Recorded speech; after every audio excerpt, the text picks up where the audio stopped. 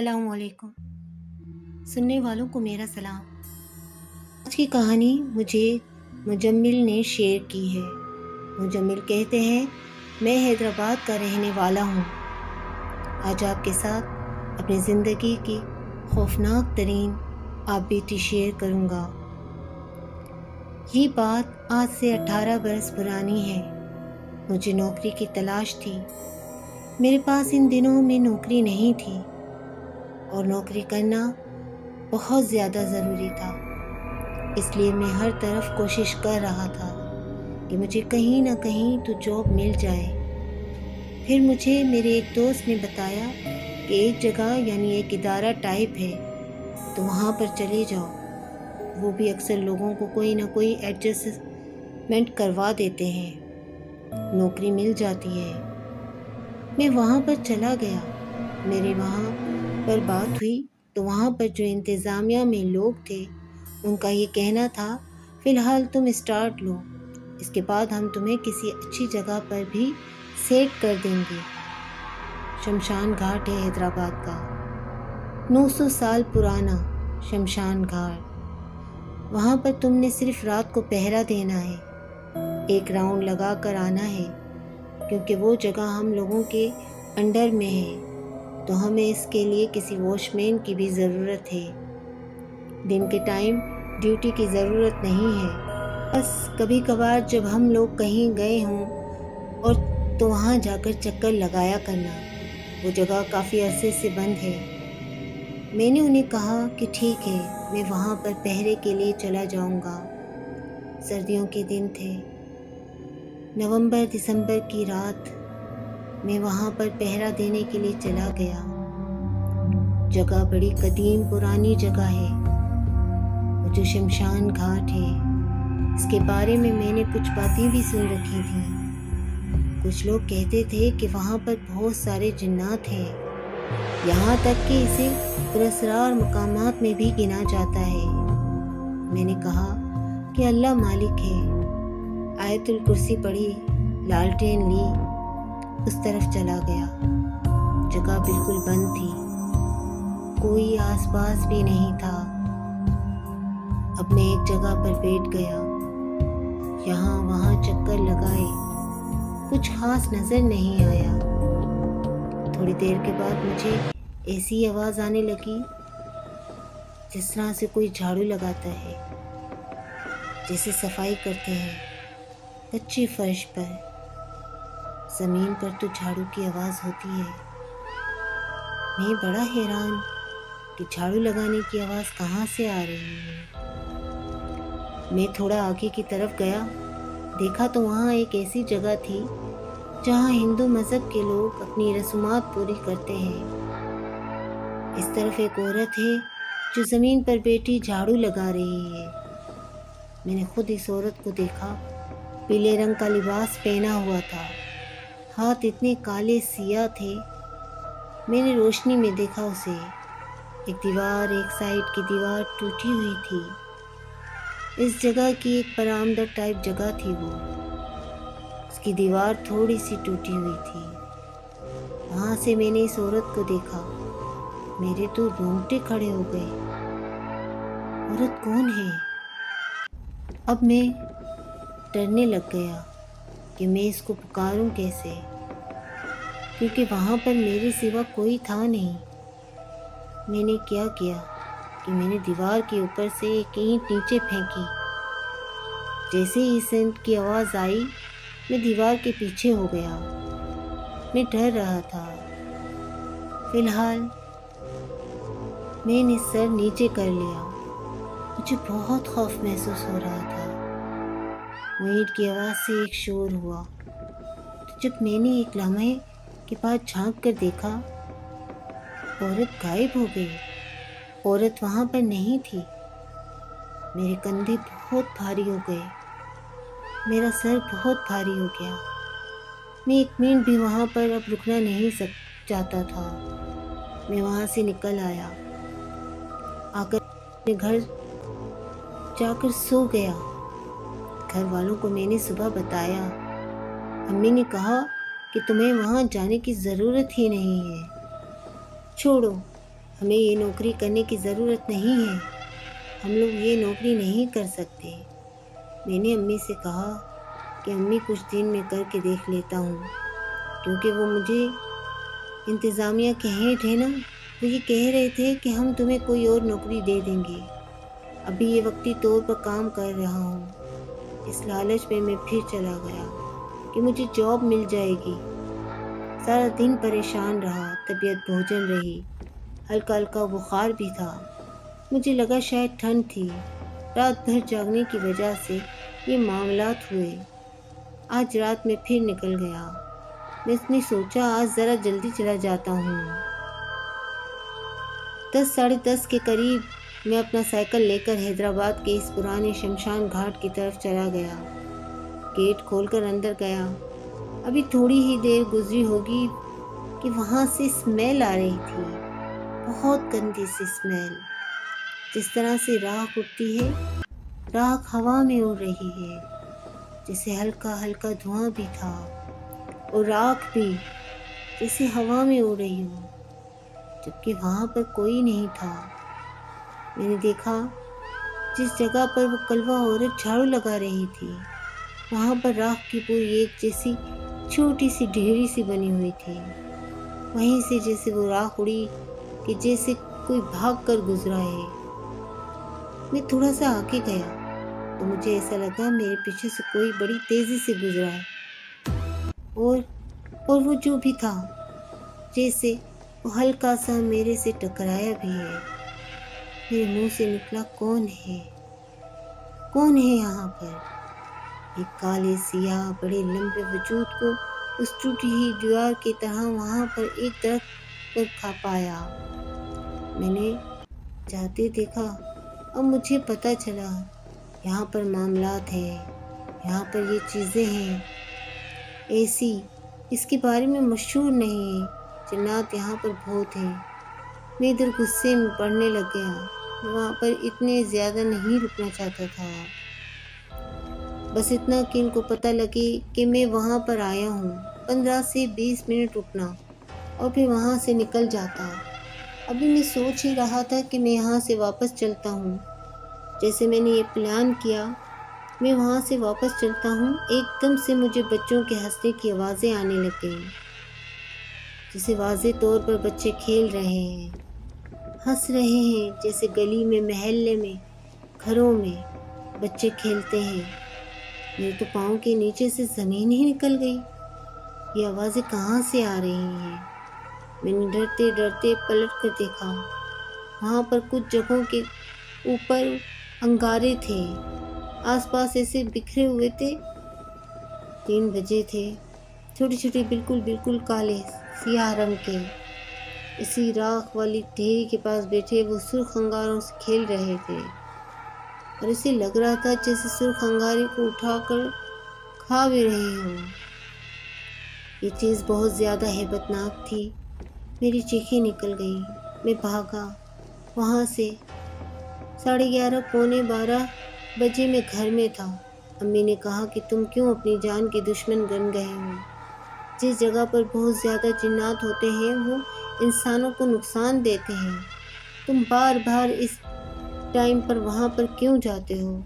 اور ان لوگوں نے وہاں پر چوکیدار کیوں رکھے ہیں؟ چوکیدار کی ضرورت ہی نہیں ہے۔ جب وہ پرانا شمشان گھاٹ بن رہا ہے وہاں پر کوئی رسم ادا نہیں کرتے لوگ، ہندو کمیونٹی کے لوگ بھی وہاں نہیں جاتے، پھر تم وہاں پر کیوں جاتے ہو؟ کیونکہ کہا یہ جاتا ہے کہ 900 سال پرانا حیدرآباد کا جو شمشان گھاٹ ہے یہ بند کر دیا گیا تھا انہی پراسرار واقعات کی وجہ سے، اور پھر جو ہندو مذہب کے لوگ ہیں ان کے لیے کسی اور جگہ پر شمشان گھاٹ بنایا گیا تھا، لیکن یہ بھی اب پبلک پراپرٹی میں تھا، حکومت کی جگہ تھی، چیز تھی، اس کو ویسے چھوڑ بھی نہیں سکتے تھے، اس لیے وہاں پر کسی نہ کسی کو جانا ہوتا تھا۔ میں نے اپنی امی سے کہا کہ امی میں صرف جاتا ہوں، ایک چکر لگا کر آ جاتا ہوں، اس سے بھلا کیا فرق پڑتا ہے؟ کوئی بات نہیں، مجھے اچھی نوکری مل جائے گی۔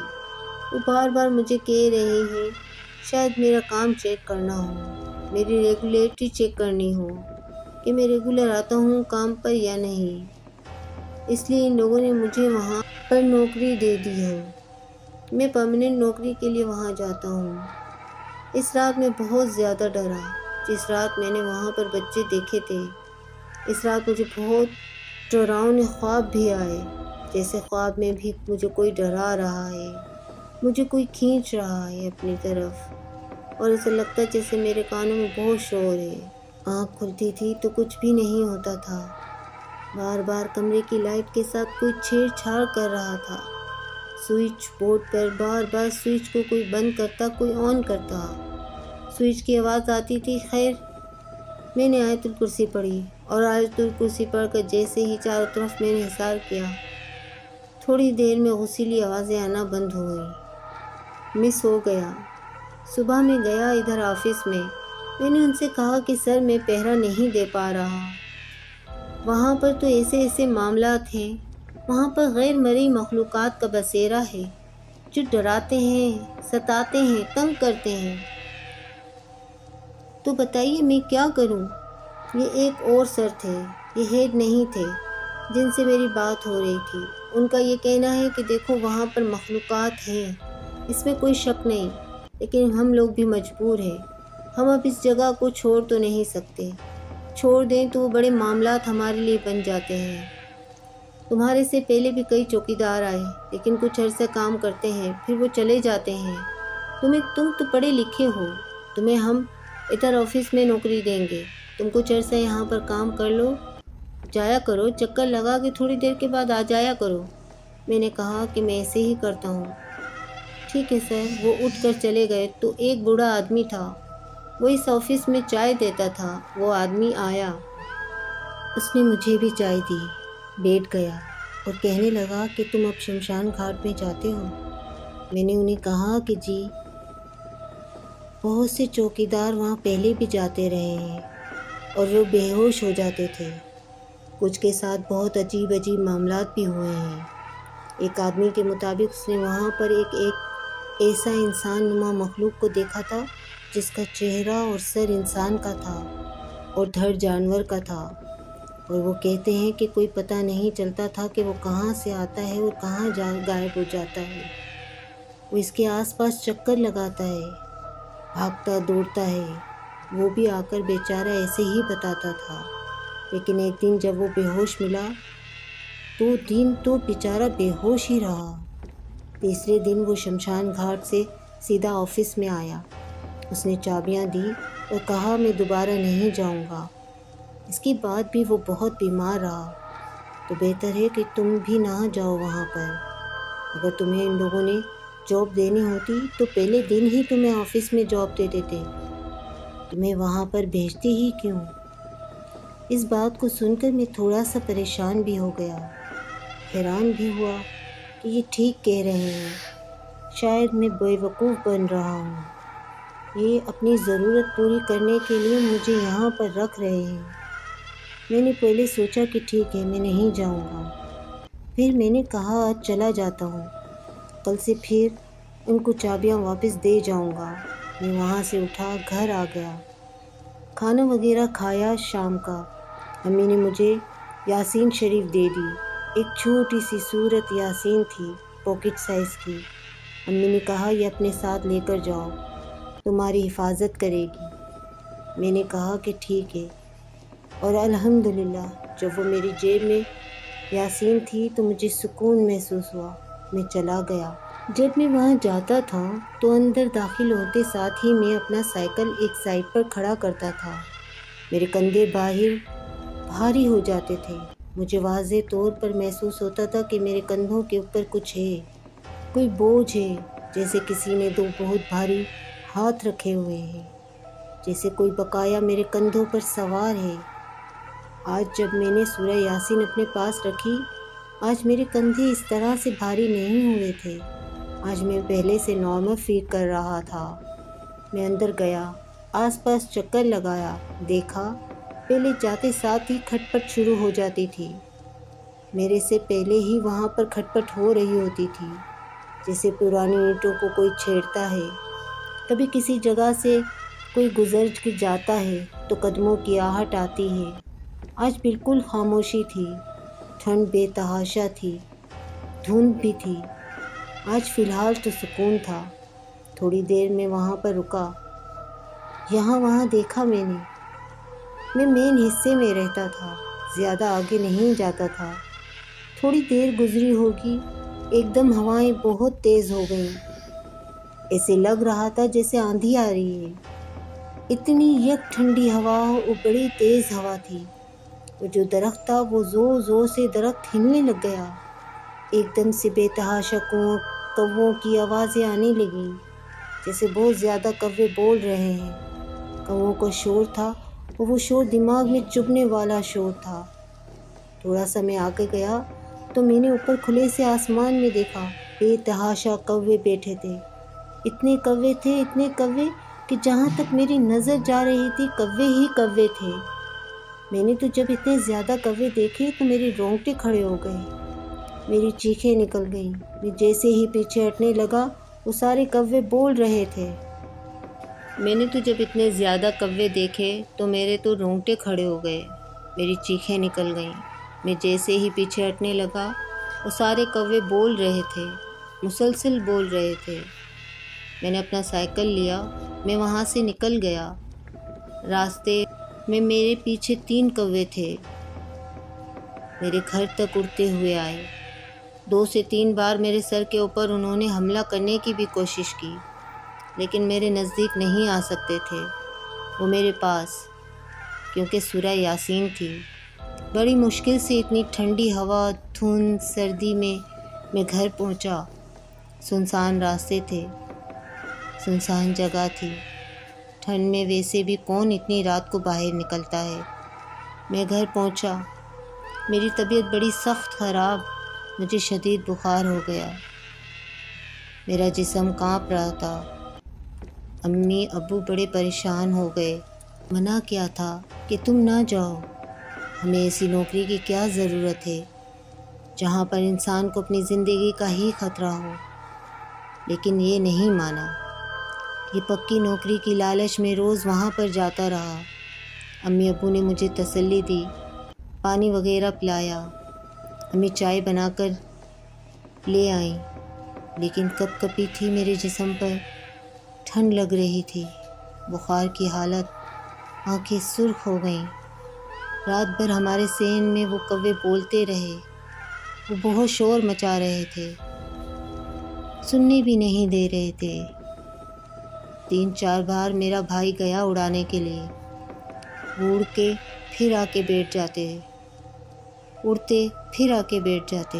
امی نے کہا مت ان کو چھیڑو، یہ نارمل کوے نہیں ہیں، یہ جنات ہیں، تنگ کریں گے، ڈرائیں گے، آ جاؤ واپس، کہیں نقصان نہ دے دیں۔ بڑی مشکل سے وہ رات گزری۔ اگلے دن ابو ایک مولوی صاحب کو لے کر آئے، انہوں نے دم کیا۔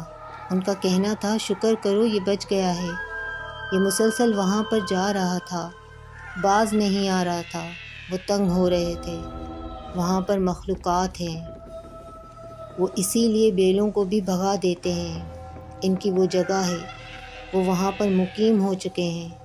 جتنی قدیم اور پرانی وہ جگہ ہے، پھر وہاں پر جیسے ہندو اپنی وہ آخری مورتوں کی رسومات ادا کرتے ہیں، پھر وہ جگہ ویران ہو گئی، اس جگہ کو بند کر دیا گیا۔ اس وجہ سے وہاں پر ایسے جنات ہیں جو انسان کی موجودگی کو برداشت ہی نہیں کرتے۔ اگر اس کے پاس یہ سورۃ یاسین نہ ہوتی تو وہ جتنے کوے تھے وہ سب جنات تھے، انہوں نے اس کے اوپر حملہ کر دینا تھا، اس کو زندہ ہی نہیں چھوڑنا، اور آپ کے گھر تک اس کے پیچھے آئے۔ کچھ عرصہ وہ آپ کے گھر تک وہ چیزیں آئیں گی، مخلوقات آئیں گی، وہ کوے آئیں گے، آپ لوگوں نے ان کو ڈرانا بھگانا، اڑانا نہیں ہے، خود ہی نکل جائیں گے وہ۔ ویسے انہوں نے کہا گھر میں آئے تو آیت الکرسی کا حصار رکھیں۔